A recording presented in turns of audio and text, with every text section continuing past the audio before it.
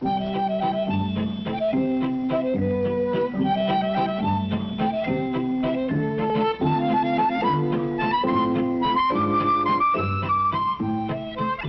are oases of comfort throughout the world.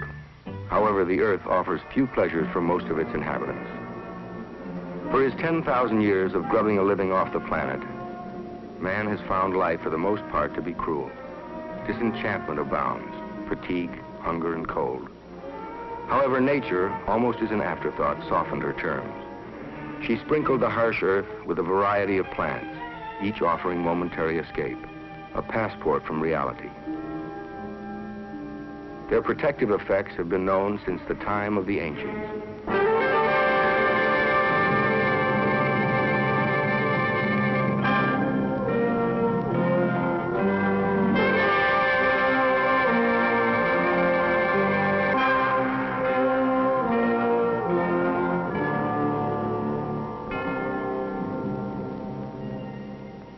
In virtually any of the hot countries of the world, where the soil is fertile and farmers still employ the oldest methods of cultivation, flourishes a plant scientifically known as Papaver somniferum, more commonly known as the opium poppy.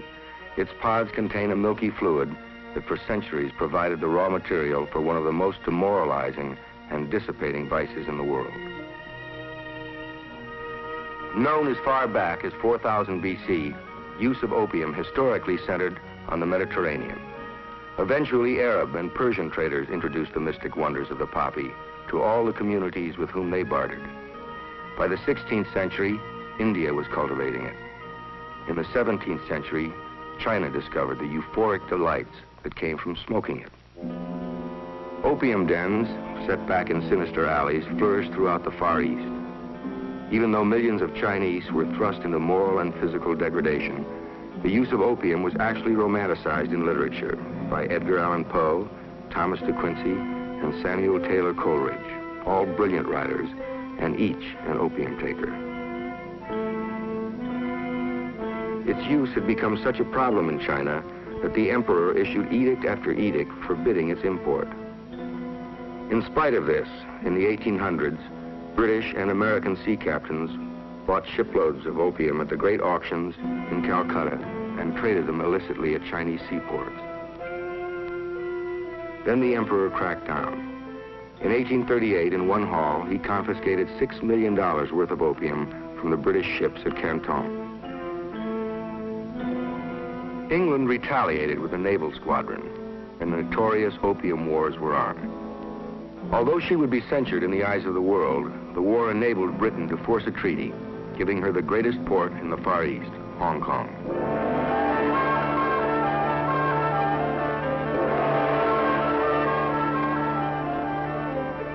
As well as unrestricted opium trade for her enterprising sea captains. Then, in the 19th century, a German refinement. Through a relatively simple chemical process, raw opium was transformed into morphine base.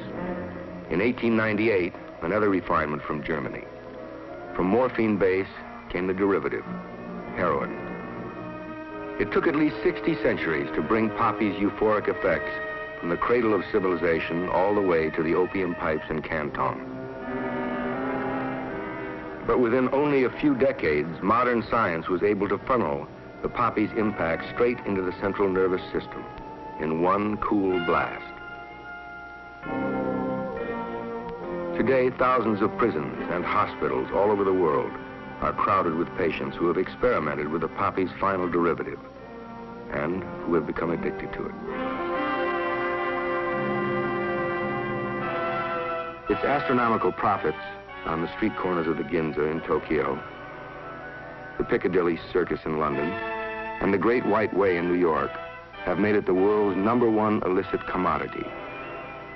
A deck of heroin sold on a metropolitan sidewalk is the final transaction in a long series of closely guarded, clandestine operations. Charles Siragusa, former Deputy Commissioner of Narcotics, has first-hand knowledge of all of them. The illicit narcotic traffic, the route of it is not quite as complex as it would appear. Turkey still remains as the principal source of the raw material, which is opium. The opium is then processed into morphine base, sometimes in Turkey, other times in Syria and Beirut and Lebanon. The French now have control of the Lebanese market. They've been associated with them in all sorts of illicit international rackets for many years. The Lebanese sell the morphine base to the French. These French Corsicans, who have had traditional ties with them for many, many years, arranged for the smuggling of the morphine base into France. Marseille is the capital of the Corsican underworld for all of France. Once in Marseille, chemists take over, converting morphine base into heroin. This is the most difficult phase of the entire industry. Skilled chemists are not easy to find. A Turkish farmer sells 10 kilos of raw opium, or about 22 pounds, for $350 on the black market. Through conversion, it is reduced to 1 kilo of heroin, now worth $3,500. Now they've got to sell the heroin. The ones with the customers in the United States are the mafia hoods, mostly in New York City, Chicago, the West Coast. Heroin, in its relatively pure form, enters the United States in a variety of ways. The port of New York is by far the most common route and is the main target for Narcotic Bureau investigators working hand in hand with customs inspectors. An estimated 2 tons of pure heroin is annually smuggled into the States, and it's considered a good year when the inspectors manage to intercept 100 pounds of it. Smuggling is a fine art, and the Corsicans are considered to be the finest practitioners in the world.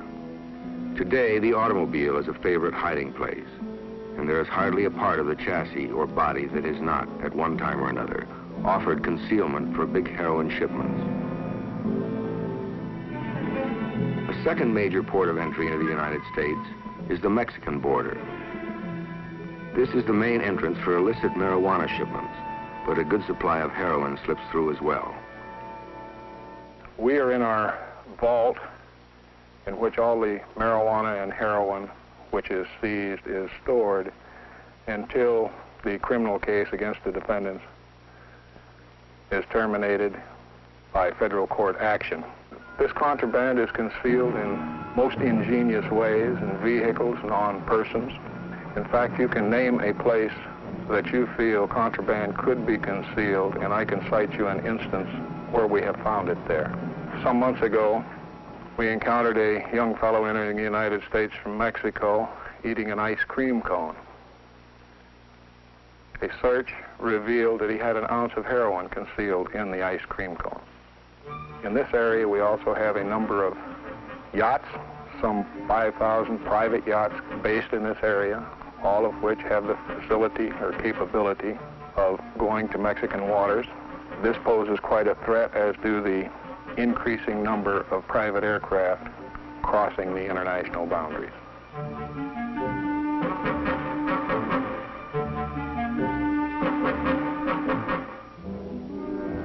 Once the heroin reaches its American distributors, it is blended with milk sugar and is cut at least one more time by the peddler himself.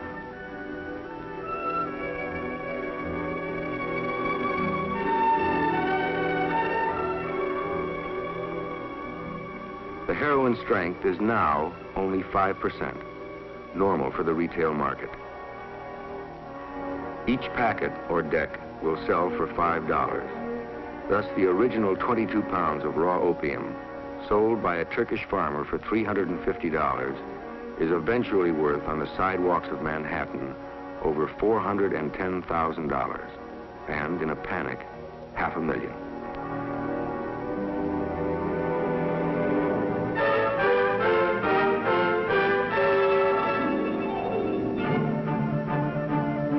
This is the focal point of hard drug addiction in the United States.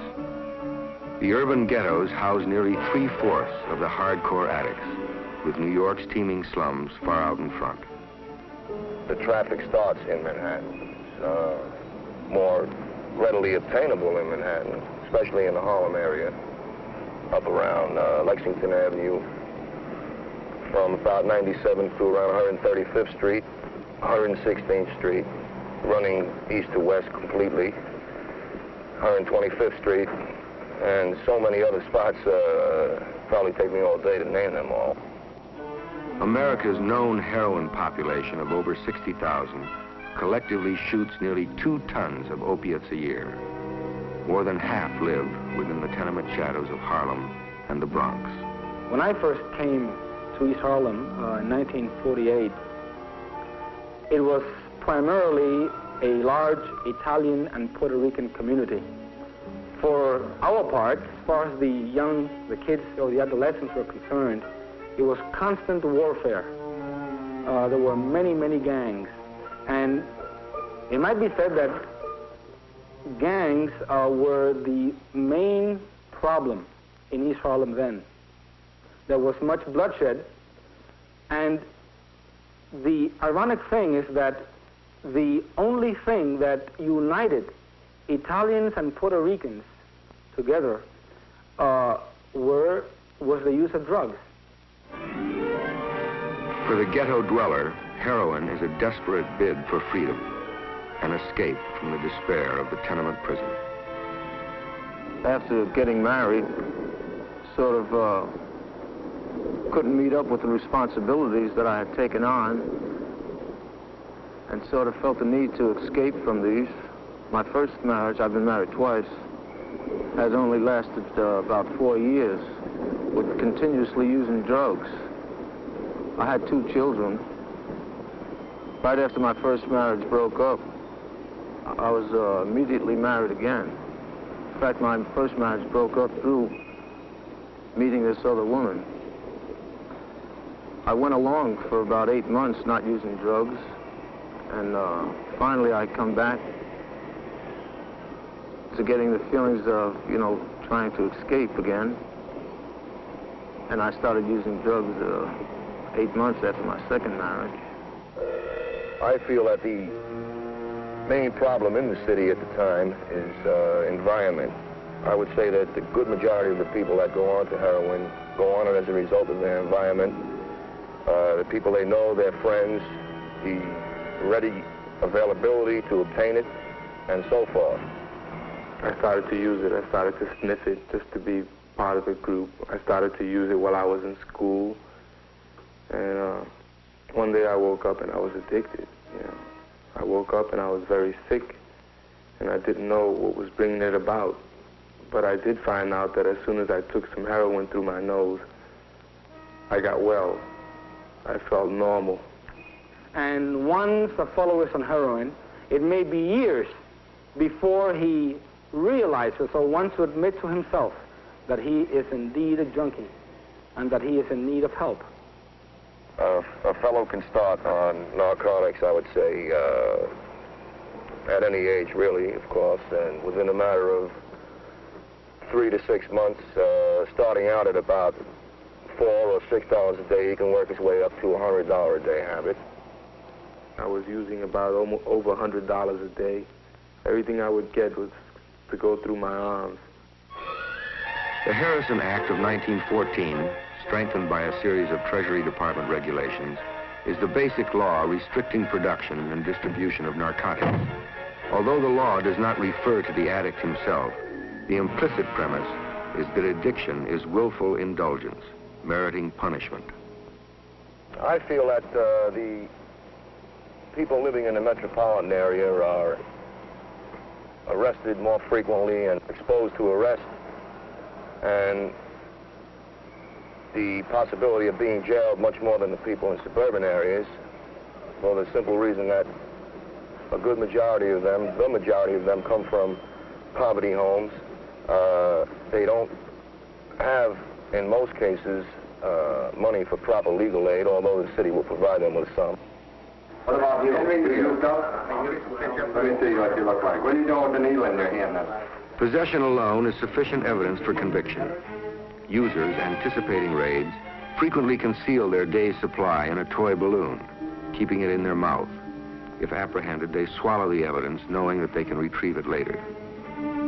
Are under arrest for unlawful possession of needles and unlawful possession of heroin. Following World War II, hard drug use, particularly among young people, was on the upswing. Public reaction surged. resulting in more stringent controls, stiffer penalties. The 1956 Narcotic Control Act spelled out the most severe and inflexible set of laws ever put on the federal books. Penalties for possession were only slightly less than those for selling. Probation was possible only on a first offense possession charge. The sentence was 2 to 10 years. Second and third offenses and selling in any quantity, even soft drugs such as marijuana, brought terms up to 40 years with no chance for probation or parole. Selling heroin to a minor could bring a possible death penalty. At the same time the law was taking a harsher look at the addict, popular opinion began to swing back in his favor, recognizing that he was not just a criminal, but a sick person, a pathetic, tortured human being in need of help. The Narcotic Addict Rehabilitation Act of 1966 set forth a new national policy for treatment of addicts. At the core of the policy is the premise that addiction is an illness that should be treated, not a criminal act in itself. For the first time, federal law permitted addicts to apply for treatment instead of being prosecuted. At the Federal Narcotics Hospital in Lexington, Kentucky, bars that had restrained addicts for 33 years were removed, dramatic proof of society's new attitude toward the wretched victims of the opium poppy. It became a major drug abuse research center, administered by the National Institute of Mental Health. One of the distinctive contributions of the Narcotic Addict Rehabilitation Act of 1966 is the fact that it authorizes us to provide up to as much as 3 years of aftercare supervised by professionals in the community, in which the major emphasis is put on helping the addict to correct whatever inadequacies may have contributed to his addiction in the first place, in order to maximize the likelihood of his adjustment when he returns home. Throughout the 1960s, many new treatment programs have been launched, in and out of government. Perhaps the most publicized is Synanon, a private organization founded and managed by ex-addicts. Best thing for people is people, and Synanon provides the environment to bring together people from all walks of life. We now have 1,000 people in residence. Well, 4,000 people belong to our Synanon clubs, and they don't live here. People from all walks of life, newsmen, housewives, bricklayers, doctors, lawyers, and all peoples get together within the Synanon environment and talk, communicate to one another.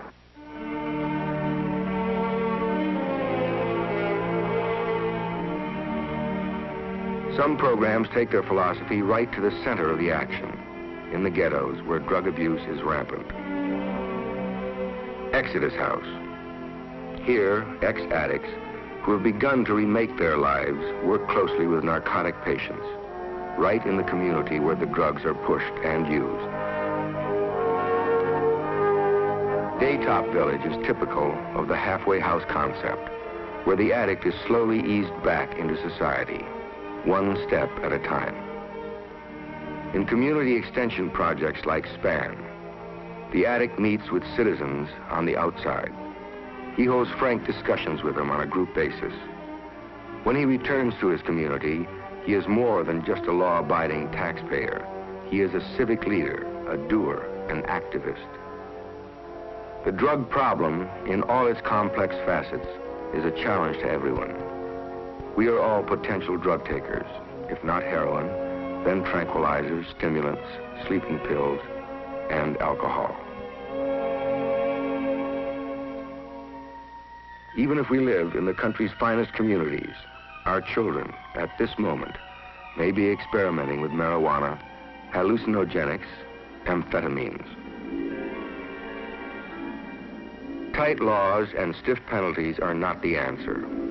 A former narcotics commissioner admitted that the mass flow of hard drugs into the United States could not be stopped even by the collective enforcement of the customs inspectors, all the Treasury agents, the FBI, and the combined strength of all the armed forces. There are essentially two ways to reduce the problem. First, by attacking it on the user's end. Continued research and public enlightenment will increase our understanding of the addict and his compulsion to escape through drugs. Secondly, beyond attacking the problem on the user's end, we must, in a concert of nations, attack it on the other end, the source. The plant itself, whether a poppy, Indian hemp, or the cocoa leaf, is grown out of economic necessity by farmers who are native to a land that offers little. The ever-existent black market price tempts the registered growers to overproduce, to conceal a part of their legitimate harvest and place it on the worldwide illicit markets. Studies sponsored by the United Nations have shown that in each country there is a practical and profitable alternative to the narcotic harvest.